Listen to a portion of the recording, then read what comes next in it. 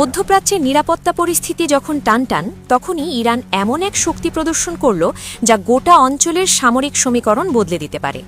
সমুদ্রপৃষ্ঠের অনেক নিচে নির্মিত এক বিশাল আন্ডারগ্রাউন্ড মিসাইল সিটির দৃশ্য প্রকাশ করেছে তেহরান।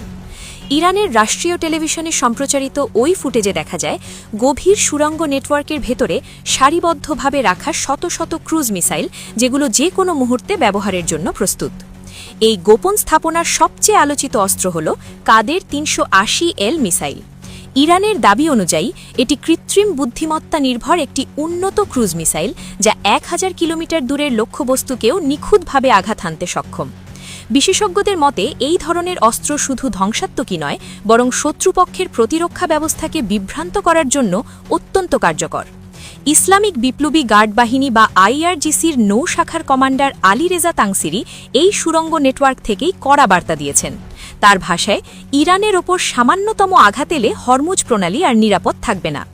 এই মন্তব্যের গুরুত্ব এখানেই যে বিশ্বের মোট তেল পরিবহনের একটি বড় অংশ এই জলপথ গিয়ে যায়, ফলে হরমুজে অস্থিরতা মানেই বৈশ্বিক জ্বালানি বাজারে বড় ধাক্কা। এই শক্তি প্রদর্শনের সময়টাও বেশ তাৎপর্যপূর্ণ। পারস্য উপসাগর ও ওমান সাগরে যুক্তরাষ্ট্র তাদের সামরিক উপস্থিতি দ্রুত বাড়াচ্ছে। ইরানের দাবি, ওই অঞ্চলে মোতায়েন থাকা মার্কিন নৌজাহাজের সম্ভাব্য হুমকি মোকাবেলাতেই এই আন্ডারগ্রাউন্ড মিসাইল সিটি তৈরি করা হয়েছে।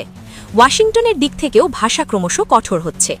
সামাজিক যোগাযোগ মাধ্যমে মার্কিন প্রেসিডেন্ট ডোনাল্ড ট্রাম্প জানিয়েছেন, বিমানবাহী রণতরী USS অ্যাব্রাহাম লিঙ্কনের নেতৃত্বে একটি শক্তিশালী নৌবহর ইরানের দিকে অগ্রসর হচ্ছে। তার হুঁশিয়ারি, ইরানকে পরমাণু অস্ত্র ত্যাগের চুক্তিতে আসতেই হবে, নতুবা আরও বড় সামরিক হামলার জন্য প্রস্তুত থাকতে হবে। এই পাল্টাপাল্টি বার্তার মধ্যেই ইরান হরমুজ প্রণালীর আকাশসীমায় কড়া নিয়ন্ত্রণ আরোপ করেছে এবং একাধিক দিনের লাইভ ফায়ার মহড়া চালিয়েছে। মার্কিন রাইডেড মিসাইল ধ্বংসকারী জাহাজের উপস্থিতির মধ্যেই এই মহড়া ইঙ্গিত দিচ্ছে তেহরান আপোষের পথে হাঁটছে না।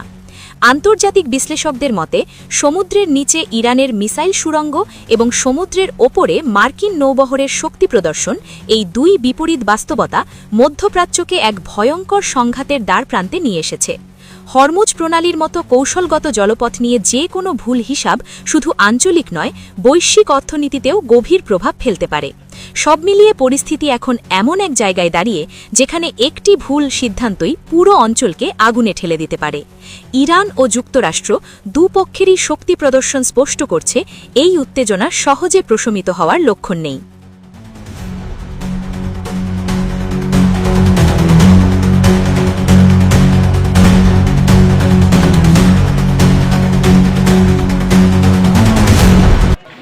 আমরা সবাই আছি ইরানের পক্ষে।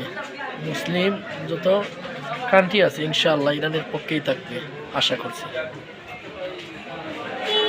জয় হোক শেষমেশ ইরানের।